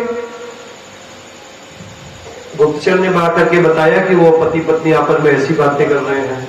और ये जो है सेठ, ये जो अंधा था, ये बोले जाल फंसाया है, पत्नी भी मिलेगी, पैसा भी मिलेगा, घर भी मिलेगा, वो ऐसे बोल रहा है। तो दूत ने जाकर के बताया कि वो ऐसे ऐसे कह रहे हैं। राजा ने इनको निकाला, सेठ को तो सम्मान पूर्वक विदा किया, इसको 50 कोड़े लगवाए। दुष्ट कहेंगे तुम जो है दूसरे की स्त्री को और धन संपदा को अपना कहते हो। तो भगवान को वही बात कहानी याद आ गई, भगवान हंसने लगे, अच्छा फंसे हम। भगवान ने फिर ताकत लगा के हाथ छुड़ाया और हाथ छुड़ा करके जाने लगे। तब बिल्लु मंगल जी कह रहे हैं, एक श्लोक बोला, संस्कृत के बहुत प्रकार विद्वान थे बिल्लु मंगल जी। कहते हस्त मुति क्षप्य या तो असि बलात् कृष्ण किम अद्भुतम हृदयादपि निर्यासी पौरुषम गणयामिते। कह रहे बाण छुड़ाए जात हो, निर्बल जाए उनके मोह, हृदय ते जब जाओगे सबल बनोगो तोए। मुझे कमजोर समझ के हाथ छुड़ा के तो तुम चले जा रहे हो, लेकिन मेरे हृदय से जाकर के दिखाओ तब जानू कि तुम बलवान हो। भगवान दूर खड़े होकर मुस्कुराते रहे और ये चल दिए। जाते जाते भगवान इनसे एक बात बता गए कि भैया अगर वृंदावन का वास चाहिए, वृंदावन जाना है तो श्री राधा रानी से प्रार्थना करनी पड़ेगी, क्योंकि राधा रानी वृंदावनेश्वरी वह वृंदावन की अधिष्ठाती देवी है। ठाकुर जी को भी बसने का स्थान किसने दिया बताइए? गोकुल से भगवान जब आए तो किसने जगह दी थी? विश्वानु बाबा ने दी ना, राधा रानी के पिता ने स्थान दिया था। तो वृंदावन की अधिष्ठात्री देवी राधा रानी ही है। अगर किसी को वृंदावन का वास चाहिए तो राधा रानी से ही प्रार्थना करनी पड़ेगी। बोले श्री वृंदावन बिहारी लाल की, बोले श्री राधा रानी सरकार की। ऐसी कृपा करो श्री राधे दीजो वृंदावन को ऐसी कृपा करो श्री राधे दीजो वृंदावन को ऐसी कृपा करो श्री राधे दीजो वृंदावन को ऐसी कृपा करो श्री राधे दीजो वृंदावन को ऐसी कृपा करो श्री राधे दीजो वृंदावन को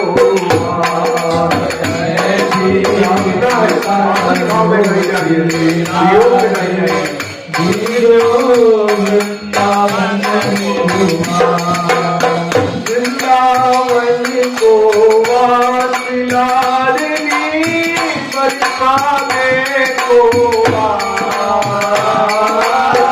वृंदावन को वासिलालिनी बरसाने को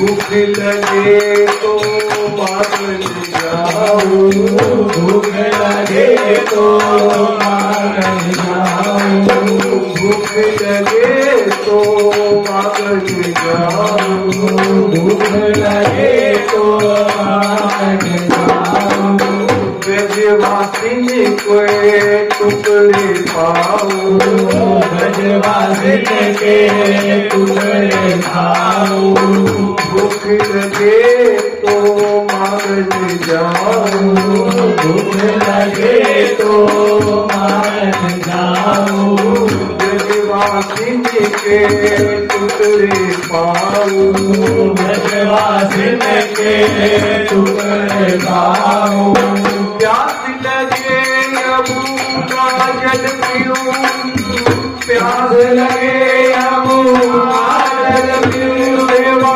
पुण्य करूं बेटा प्यास लगे यमुना जल पीऊं सेवा पुण्य करूं बेटा ऐसी कृपा करो श्री राधे दीजो वृंदावन को ऐसी कृपा करो श्री राधे दीजो वृंदावन को गोवर्धन परिक्रमा जाओ गोवर्धन परिक्रमा जाओ मानसी गंगा रोज नहाओ मानसी गंगा रोज नहाओ गोवर्धन परिक्रमा जाओ गोवर्धन परिक्रमा जाओ मानसी गंगा रोज नहाओ मानसी गंगा रोज नहाओ राधा कुंड और कृष्ण कुंड में करूं कुंड में जाओ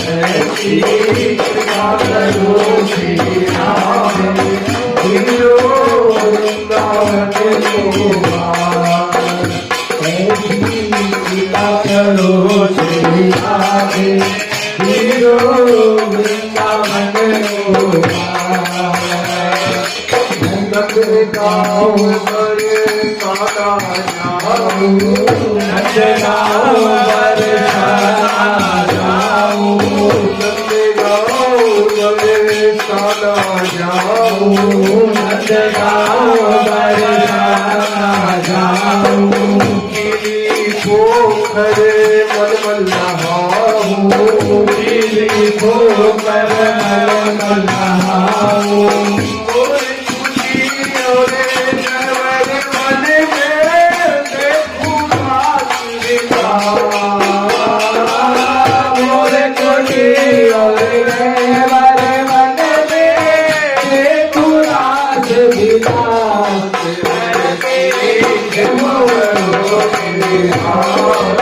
दियो वृंदावन को आज ऐसी कृपा करो श्री राधे, दियो वृंदावन को आज ऐसी कृपा करो श्री राधे, दियो वृंदावन को वृंदावन परिक्रमा जाऊं, वृंदावन परिक्रमा जाऊं, वृंदावन परिक्रमा जाऊं, वृंदावन परिक्रमा जाऊं, गंगा जी में रोज नहाऊं, यमुना जी में रोज नहाऊं, सेवा कुंज की करूं मंगलारती, सेवा कुंज की करूं मंगला, राधा वल्लभ को सिंगार, राधा वल्लभ को सिंगार, सेवा कुंज की करूं मंगला, राधा वल्लभ को सिंगार,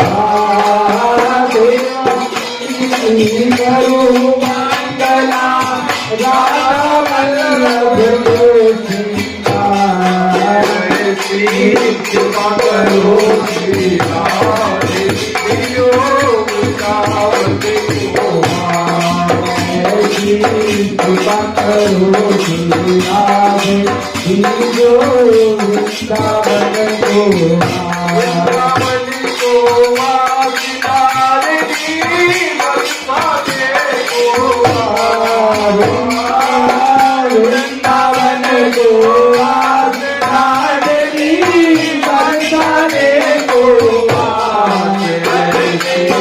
कृपा करो श्री राधे, दियो वृंदावन को ऐसी कृपा करो श्री राधे, दियो वृंदावन को श्री वृंदावन को आस दीजिए, यही हमारी आशा है, यमुना पुण्य छाव माधुरी, जहाँ रसिकन को आशा है, सेवा कुंज परम मनोहर, एक रस बारो आशा है, ललित किशोरी का दिल बेकल, युगल रूप रस प्यासा है, वृंदावन को वास दीजिए, यही हमारी आशा है, जय वृंदावन जय वृंदावन, वृंदावन जय वृंदावन, जय वृंदावन जय वृंदावन, जय वृंदावन जय वृंदावन, जय बरसानो जय गोवर्धन, जय बरसानो जय गोवर्धन, जय बरसानो जय गोवर्धन, जय बरसानो जय गोवर्धन, जय वृंदावन जय वृंदावन, जय वृंदावन जय वृंदावन, जय वृंदावन जय वृंदावन, जय वृंदावन जय वृंदावन, वृंदावन वृंदावन वृंदावन वृंदावन वृंदावन वृंदावन वृंदावन वृंदावन, वृंदावन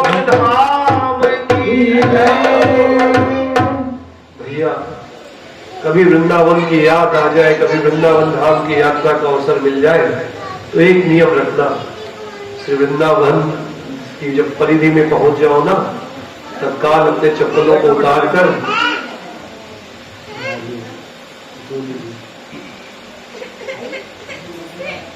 वहां का जो पहला वृक्ष वृंदावन की सीमा पे मिले उसको प्रणाम करो, वहां की रज में लेट करके प्रणाम करो।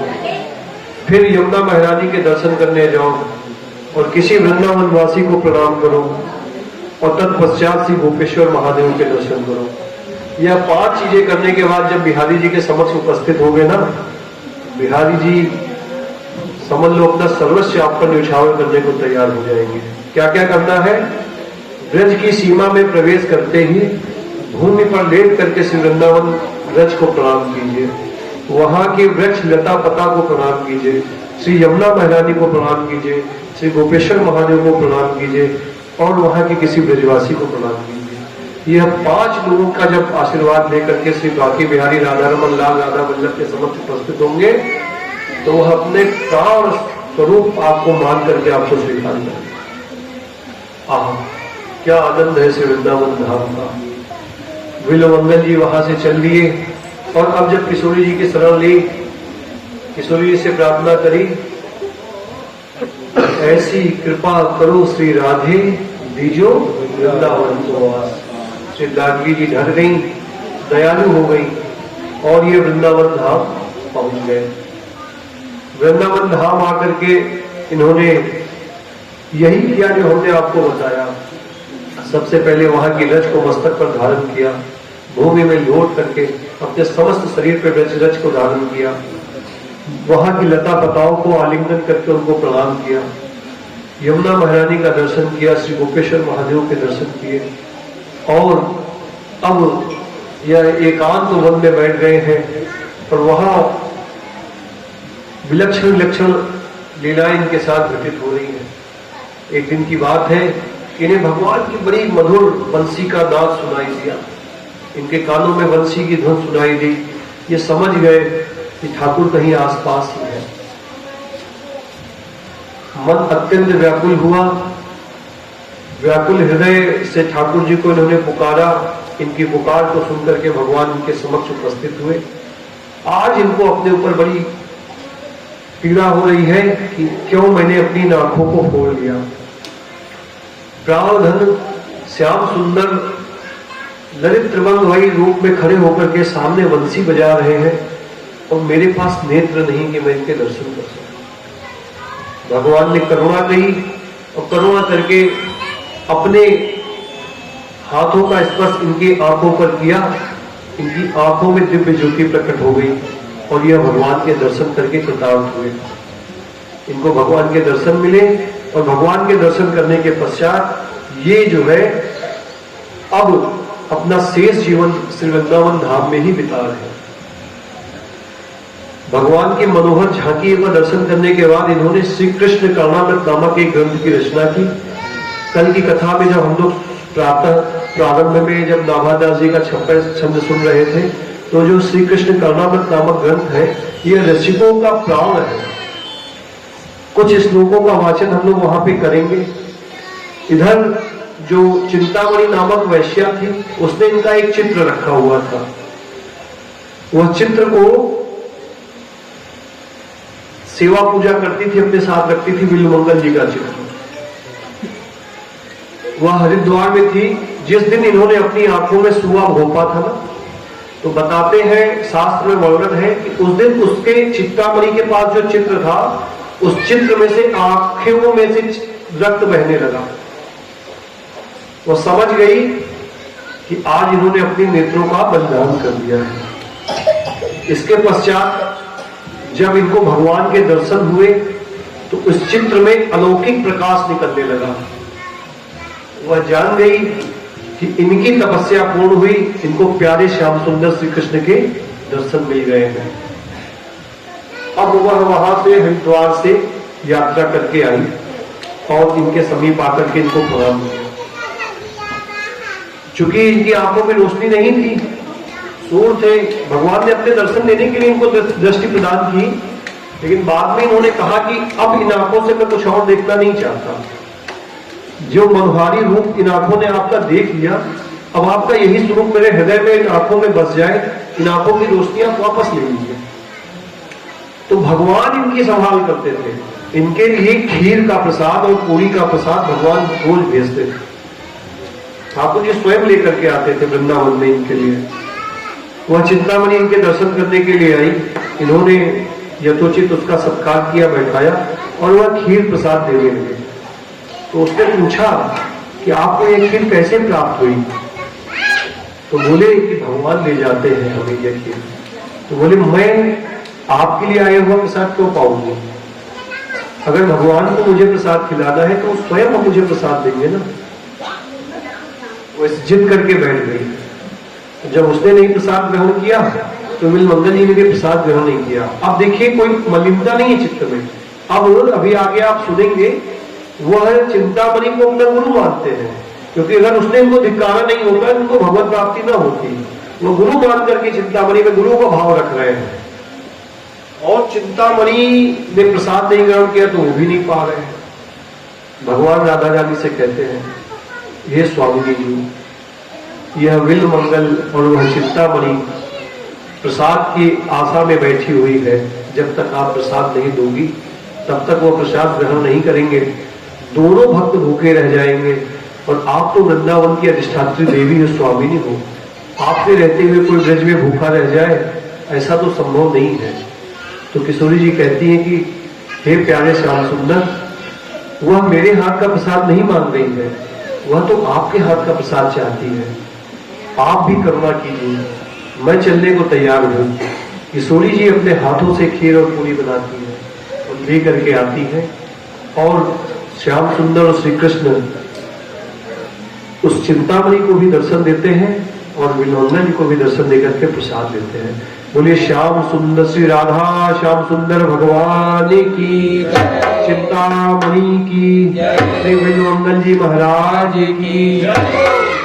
देखिए भैया, उस वैश्या के कुसंग में पढ़ करके इनका पतन हुआ, लेकिन वही वैश्या जब भक्ति मार्ग पे इनको लगा दी, इनको भगवान की प्राप्ति हो गई। इसलिए हम सभी को भगवत मार्ग पर लगाने वाले संत महापुरुषों की शरण लेना चाहिए, उनका सानिध्य ग्रहण करना चाहिए। ऐसे संत महापुरुष जो भगवान की तरफ हमको चलाए, उनका हमें आश्रय लेना चाहिए। ऐसा नहीं होना चाहिए, मैं किसी की निंदा नहीं कर रहा हूं, उस व्यासपीठ की मर्यादा है, सब मेरे लिए देवतुल्य है, सब मेरे लिए भगवान का स्वरूप है। वास्तविक गुरु वह है जो आपको भगवान की तरफ लगाए।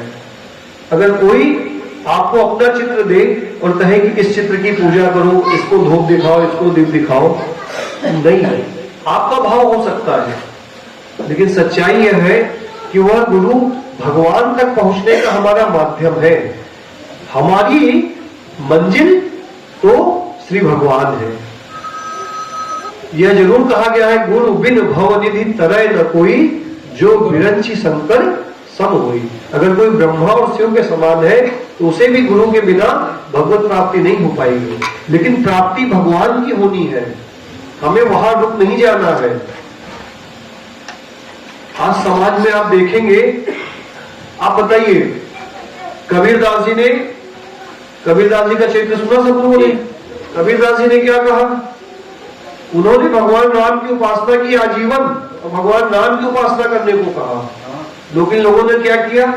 भगवान राम की उपासना छोड़ के कबीरदास जी की पूजा करना चालू कर दिया। संत रैदास जी ने क्या किया? पूरा जीवन राम नाम का जप किया और भगवान राम की भक्ति करने की सबको ज्ञान दिया। लेकिन लोगों ने क्या किया? रैदास जी, भगवान को छोड़ करके रैदास जी को सेवा पूजा करना चालू कर दिया। अभी आजकल एक ट्रेंड में आए हैं, साईं बाबा का नाम आप सब सुनते हो सकता है आपकी उसमें श्रद्धा हो, लेकिन उन्होंने क्या शिक्षा दी? उन्होंने कहा ईश्वर एक है, उसको भजो, श्रद्धा और सबूरी रखो। लेकिन हम लोगों ने क्या किया? उनकी बात को नहीं माना, हमने साईं बाबा को पूजना चालू कर दिया। भारतीय सनातन संस्कृति में पंचदेव उपासना दी गई है, वह पर्याप्त है। गौरी गणेश की उपासना, भगवान शंकर की उपासना और लक्ष्मी नारायण की उपासना, यह पर्याप्त है। इसके अलावा आपको कुछ भी प्रयास करने की आवश्यकता नहीं है। नारायण के जो भी स्वरूप है, रामकृष्ण, उनकी उपासना करिए। वो सक्षम है, सर्वसमर्थवान है। अगर हमारा पिता सक्षम है, वह हमारा हर तरीके से साथ संभाल कर रहा है, तो हमें अपने पिता को छोड़ के कहीं और जाने की क्या आवश्यकता है क्या भैया? कोई आवश्यकता बताइए। हमारा पिता सर्वसमर्थवान है कि नहीं है बताइए? हम कन्हैया 7 वर्ष की अवस्था में 21 किलोमीटर लंबे चौड़े गिरिराज जी को धारण कर लेते हैं। उनको छोड़ करके हम कहीं और क्यों जाए? वह सर्वसमर्थवान है ना, हमें उनकी उपासना करनी चाहिए। तो ये व्यासपीठ से आपसे एक आग्रह मैं करता हूं, भगवान के पवित्र नाम का जप करना आप सब चालू कीजिए। नाम आपको कोई भी अच्छा लगे, आपको राम अच्छा लगे, आपको कृष्ण अच्छा लगे, उनकी उपासना कीजिए। श्री सीताराम नाम का जप कीजिए, श्री राधा कृष्ण नाम का जप कीजिए। अगर आपके शिव जी में है तो माता पार्वती के साथ उमा महेश्वराभ्याम नमः का जप कीजिए, उपासना कीजिए युगल सरकार की। ये पर्याप्त है, कहीं और जाने का, किसी और को पूजने की हमको आवश्यकता नहीं है, यह पर्याप्त है। तो विल्वमंगल जी ने श्री कृष्ण कर्णामृत नामक ग्रंथ लिखा।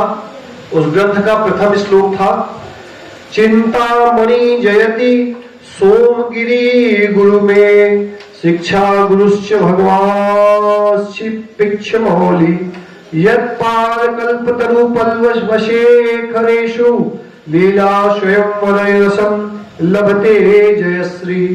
यह पहला श्लोक मंगलाचरण करते हुए कहते हैं कि चिंतामणि की जय हो, मेरे दीक्षा गुरु श्री सोमगिरी जी की जय हो, और मेरे शिक्षा गुरु मोर मुकुटधारी भगवान श्री कृष्ण की जय हो, जिन श्री कृष्ण के चरण कमलपतरु नख शिखर पर श्री राधा लीला स्वयंवर रस का आस्वादन करती है। इसके बाद इनका एक श्लोक बहुत प्रचलित है, रसिक संतों में बड़ा प्रचलित है। और अगर हम में से बैठे यहाँ किसी के हृदय में भगवान के दर्शन करने की अभिलाषा है, अगर कोई चाहता है कि हम भगवान के दर्शन करें, तो अगर वह नित्य इस श्लोक का पाठ करे तो उसको निश्चित ही भगवान के दर्शन हो जाएंगे। वह श्लोक है, हे देव हे दयति हे भुवनैक बंधो, हे कृष्ण हे चपल हे करुणैक सिंधु, हे नाथ हे रमण हे नयनाभिराम, हा हा कदानु भविष्यास्मि पदम दृशो में।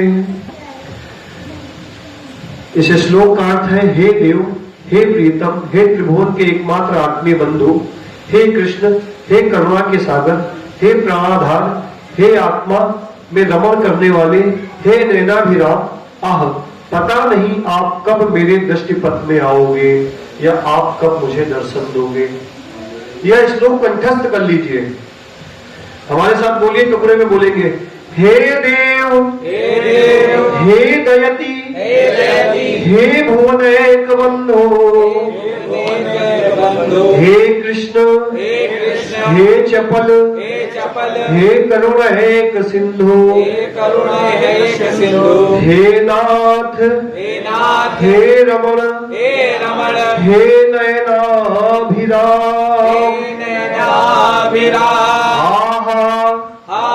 कदानु भवतास्मि पदम दृशो में।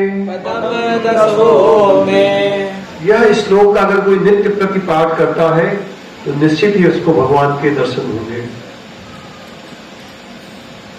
ऐसे श्री कृष्ण कर्णामृत ग्रंथ के रचयिता श्री विल्वमंगल जी का पावन चरित्र हम लोगों ने 2 दिवसों में सुनने का प्रयास किया। यहाँ की जो सत्संग सुना माला का कार्यक्रम है वह 3 दिन का निश्चित हुआ है, 12, 13 और 14। आज 2 दिन की कथा हुई है। श्री विल्वमंगल जी का चरित्र तो यहाँ संपूर्ण होता है। कल की कथा जैसी महादेव इच्छा करेंगे, सुनना चाहेंगे, वैसी सुनी जाएगी। इस व्यासपीठ पे बैठ करके अगर मेरे वाणी से कोई ऐसी बात निकली हो जो आपको अच्छी ना लगी हो, तो उस बात के लिए मैं आप सबसे क्षमा प्रार्थी हूं, आप मुझे क्षमा कीजिएगा। और यहाँ कुछ ऐसी बात लगी हो जो आपको अच्छी लगी हो, जीवन में धारण करने योग्य लगी हो, तो उसे हमारे गुरुदेव भगवान की वाणी मान करके अपने हृदय में ग्रहण कीजिएगा, उसको स्वीकार कीजिएगा। इस मानव जीवन का परम लक्ष्य भगवत प्राप्ति है। जब तक भगवत प्राप्ति ना हो तब तक हमें रुकना नहीं चाहिए। करना क्या चाहिए? इस कलयुग का एकमात्र साधन है जिससे हम भगवान को प्राप्त कर सकते हैं, भगवान का प्रेम प्राप्त कर सकते हैं। भैया, अगर भगवत प्राप्ति ना हुई तो फिर से पुनरपि जन्मम पुनरपि मरणम पुनरी जननी जठरे सैनम, बार बार जन्म मृत्यु जरा व्याधि का चक्र चलता रहेगा, बार बार जन्म लेना पड़ेगा। कल दास ने आग्रह किया था कि 84 लाख योनियों में भटकना पड़ेगा, बड़ी पीड़ा है। प्रयास यह कीजिए कि इसी जीवन में इन्हीं नेत्रों से भगवान के दर्शन करके भगवान के धाम को प्राप्त कर लें। और उसके लिए सबसे सहज, सबसे सरल साधन है, आप वेद में, पुराण में, उपनिषद में, श्री रामचरितमानस में, रामचरितमानस की अगर बात कहें तो जब रामचरितमानस का बालकांड की शुरुआत होती है तो मंगलाचरण के बाद लगभग 40 दोहे गोस्वामी तुलसीदास जी ने नाम की महिमा में लिखे हैं। और नाम की महिमा कहते कहते तुलसीदास जी यहां तक कहते हैं, कहां कहो लगी नाम बड़ाई, राम न सकही नाम गुण गाई। भगवान राम ने जब जन्म लिया तो भगवान का जिन्होंने दर्शन किया उनका कल्याण हुआ। भगवान अपनी लीला का स्मरण करके चले गए, लेकिन भगवान का नाम आज तक अनंत अनंत जीवों का कल्याण कर रहा है। अभी हमने अजामिल का प्रसंग सुना ना, अजामिल ने नारायण नाम का उच्चारण करा तो उसको भगवान के पार्षद आ गए उसकी रक्षा करने के लिए। हम सभी को लगता नहीं है, लेकिन हम सब त्रिताप में जल रहे हैं। 3 प्रकार के ताप होते हैं, आदि दैहिक, आदि दैविक और आदि भौतिक। सरल भाषा में कहे तो कोई तन दुखी, कोई मन दुखी, कोई धनमीन बेहद उदास, और थोड़े थोड़े सब दुखी सुखी राम कृष्ण के। अगर सुखी होना है तो भगवान की शरण ग्रहण कर लीजिए। भगवान वचन पूर्वक ये बात कहते हैं कि जो मेरी शरण में आ जाता है उसके समस्त योग क्षेम का वहन मैं करता हूं। उदाहरण पटे पड़े हैं, संतों के भक्तों के क्षेत्र से देखिए, किसी का चित्र उठा करके आप देख लीजिए। अर्जुन क्या उस युद्ध को जीतने में सक्षम हो पाते? 18 अक्षरोणी सेना तो भगवान श्री कृष्ण ने ही अपनी दे दी थी। उस युद्ध को जीतने में समर्थ नहीं होते अर्जुन अगर भगवान श्री कृष्ण उनके पक्ष में न खड़े होते। प्रहलाद, नारद, किसी का भी चित्र उठा करके देख लीजिए, जिसने जिसने भगवान की शरण ली है उसका उसका परम मंगल हुआ, उसका उसका कल्याण हुआ। और भगवान को क्या चाहिए? आपका धन दौलत, स्त्री पुत्र, मकान दुकान उन्हें कुछ नहीं चाहिए। उन्हें सिर्फ एक चीज चाहिए आपसे। क्या चाहिए? प्रेम। आप भगवान से प्रेम कीजिए। प्रेम कैसे होगा? जब आप भगवान की कथाओं का श्रवण करेंगे और भगवान के पवित्र नाम का जप करेंगे। जब रावण का अत्याचार बहुत अधिक बढ़ गया तो सभी देवता ब्रह्मा जी के पास गए। पृथ्वी गाय के स्वरूप में गई ब्रह्मा जी के पास। ब्रह्मा जी से प्रार्थना देवता करने लगे कि आप कुछ ऐसा कीजिए, इतना पाप बढ़ रहा है, रावण इतना अत्याचार कर रहा है, साधुओं को यज्ञ नहीं करने दे रहा है, बहुत सताए जा रहे हैं वैष्णव भक्त लोग, कुछ कीजिए। तो वो उनको शंकर जी के पास ले गए। तो शंकर जी ने एक बात कही, गोस्वामी तुलसीदास जी लिखते हैं, बहुत सुंदर बात है। महादेव कह रहे हैं, इस बात को ध्यान रखिए, मैं नहीं कह रहा हूं और कोई और नहीं कह रहा है। महादेव क्या कहते हैं? हरि व्यापक सर्वत्र समाना, प्रेम के प्रकट हो ही मैं जाना। शंकर जी कहते हैं कि भगवान हर जगह पर हर समान रूप से विद्यमान है। वे यहां हमारे आपके बीच में भी बैठे हैं। प्रकट क्यों नहीं हो रहे, दिख क्यों नहीं रहे हैं? प्रेम के प्रकट हो ही मैं जाना। जब आपके और हमारे हृदयों में भगवान के प्रति विशुद्ध प्रेम होगा। देखिए हम क्या करते हैं, हम मंदिर जाते हैं, सौदेबाजी करते हैं। हे भगवान मेरा बेटा हाई स्कूल पास हो जाए, मैं 1 किलो प्रसाद चढ़ाऊंगी। अरे भगवान को कमी है क्या लड्डू की? ना ना भैया, उन्हें लड्डू की कमी नहीं है, वह आपके प्रेम के भूखे हैं। यह धन पैसा रुपया इसकी आवश्यकता ठाकुर जी को नहीं है। यह तो आप किसी ऐसे की सहायता में लगाइए जो उसका अधिकारी हो, उसकी जाति कोई हो, उसका धर्म कोई हो, किसी जाति का, किसी वर्ण का, किसी संप्रदाय का हो। अगर वो जरूरतमंद है, आपके दरवाजे पे आ गया, वह भूखा है, तो आप ऐसा प्रयास कीजिए कि आपके दरवाजे से भूखा न जाए। उसकी 1 रोटी 2 रोटी जो आपकी सामर्थ्य बने उसको खिलाइए। अगर आपको जानकारी मिल जाए कि किसी की कन्या का विवाह है और वह अपनी कन्या की विवाह करने में सक्षम है, आपकी जो सामर्थ्य बने उसकी सहायता कीजिए। किसी की बीमारी का आपको पता चल जाए कि उसके पास उपचार के पैसे नहीं है, आपसे जो सहायता बन पड़े वो कीजिए। आप मठ मंदिर गुरुद्वारों में पैसे मत चढ़ाइए, कोई बात नहीं, वहां काम चल जाएगा। ठाकुर जी सामर्थ्यवान है, वह अपनी व्यवस्था बनाएंगे, लेकिन वह आपके माध्यम से उस जरूरतमंद का पोषण करना चाहते हैं। नर सेवा नारायण सेवा कही जाती है। तो 2 बातें आज हम आपसे कह करके आज विदा लेंगे, काफी विलंब हो गया है।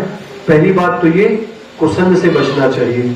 कुसंग के प्रभाव से एक कुलीन ब्राह्मण वैश्यागामी हो गए थे, हमने कल से आज तक इस बात को सुना। और दूसरा, भगवान के प्रेम के अभिलाषी बन जाइए। जितना हमारे पास 24 घंटे का समय है, यहाँ बहन बेटियां माताएं बैठी हुई हैं, आप अपने घर का काम करती है, सो के उठती है, सुबह उठ के झाड़ू पोछा लगाती है, तो झाड़ू पोछा हाथ से करते हैं ना, हमारा मन मुंह तो खाली होता है, तो मुंह से सीताराम सीताराम सीताराम कहते रहिए और झाड़ू लगाते रहिए। फिर हम भोजन बनाने जाती हैं, तो भोजन बनाते समय अपने हाथ से भोजन बनाती है, मुंह से सीताराम सीताराम राधा कृष्ण राधा कृष्ण करते रहिए। आप यकीन मानिए वो भोजन आपका अमृत हो जाएगा।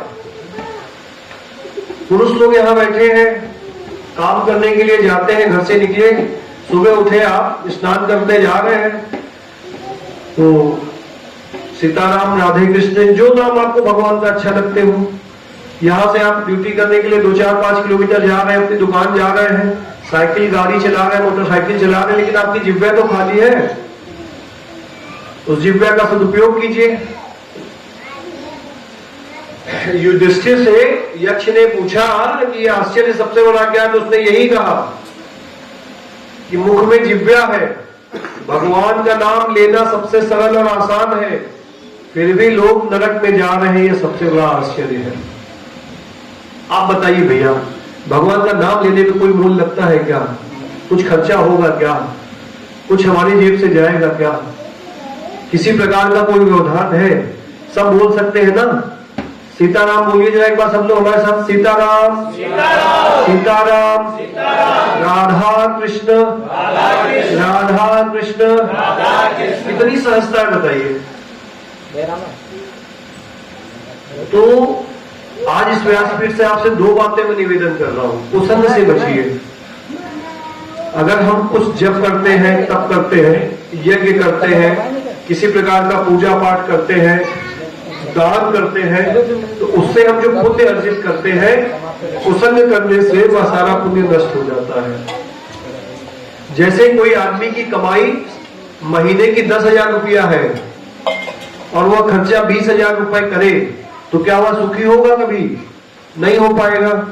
ऐसे ही हम पूजा तो कर रहे हैं घर में आधे घंटे, 10 मिनट, 15 मिनट, और शेष के 23-23.5 घंटे हम कुसंग में लगा रहे हैं, दूसरों की निंदा करने में, बुराई करने में लगा रहे हैं। मान लीजिए कि हम में कोई कमी है और आप उसको देख रहे हैं, तो आपने या हमने उसका कमी को पूरा करने का ठेका थोड़ी ले रखा है। उस ठेकेदार भगवान है ना, वो सुधारेंगे उसको, उस व्यक्ति को। वो कोई गलती कर भी रहा है तो उसको भगवान की गई लीला मान करके उसको प्रणाम करके हट जाइए, न कहिए और न उसको सुनिए। अगर कोई हमारे पास आकर के बैठ जाए और किसी की बुराई करने लगे, निंदा करने लगे, मत सुनिए। किसी की निंदा सुनने से भी घोर पाप लगता है। हम लोगों ने कथा में सुना था ना, वो राजा वाला प्रसंग, कौन हो गया था जिसको तो भैया निंदा से बचो, बुराई से बचो, कमाई भले कम करो, खर्चे मत करो ज्यादा। कैसे? जब भले दो वाला कर लो भगवान के नाम का, लेकिन कुसंग करके अपना पुण्य नष्ट ना करो तो सुखी हो जाओगे। बोलिए श्री वृंदावन बिहारी लाल की। अब मैं आग्रह करूंगा, समय कितना हो गया भैया जी? 9:30। 9:23। 7 मिनट बचे, कीर्तन करते फिर चलते। 7 मिनट कीर्तन करेंगे, लेकिन आप सबसे हमें दक्षिणा में यही चाहिए, आप सब भी साथ में बोलोगे, ठीक है? बोलोगे ना? हम कीर्तन बोलेंगे तो पीछे पीछे बोलोगे ना? ठीक। बोले श्री वृंदावन बिहारी लाल की। राधे राधे गोविंद गोविंद राधे। राधे राधे गोविंद गोविंद राधे। राधे राधे गोविंद गोविंद राधे। राधे राधे गोविंद गोविंद